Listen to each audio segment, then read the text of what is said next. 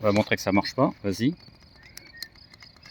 Ah, on appuie sur menu, ESC, les programmes. Il n'y a plus rien qui fonctionne. Plus rien qui fonctionne dans la radio. C'est toi, attends, tu as l'indiqué, toi, tu l'indiquais. Description du dysfonctionnement, puis du suivi SAV Getty. 14 mai 2024. Lors d'un vol, un copain de club a eu droit à un plantage de son émetteur Getty DC16 génération 2. C'est le troisième incident de ce type en moins de 2 ans.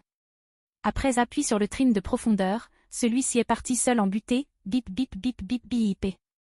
Et une fois en butée, plus aucun interrupteur ou bouton poussoir ne réagissait. Le vol s'est bien sûr terminé par un crash. Cette vidéo a été faite après le crash, et avant extinction de la radio. La radio, une fois éteinte, est remise en route. Aucun trouble notoire et tout refonctionne correctement. Les réponses du SAV qui a été contacté, probablement un grain de sable qui a bloqué une commande. Est-ce que vous avez laissé la radio au soleil? Peut-être des perturbations liées aux ondes. 16 mai 2024, la radio est renvoyée chez l'importateur Getty en France, qui après vérification la renvoie chez Getty en Tchéquie. De mi-mai à début juin, pas de nouvelles de la part de Getty si on ne les contacte pas.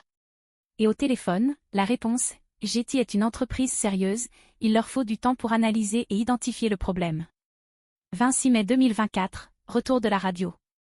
Le rapport de contrôle de Getty dit, vérification complète de l'émetteur. Le problème décrit par le client n'a pas été constaté, tout est correct, mise à jour du softfait. Question, est-ce qu'un simple « check » de la radio « check » qui a quand même duré 5 semaines est suffisant à lever le doute sur un dysfonctionnement majeur qui est arrivé 3 fois en moins de 2 ans?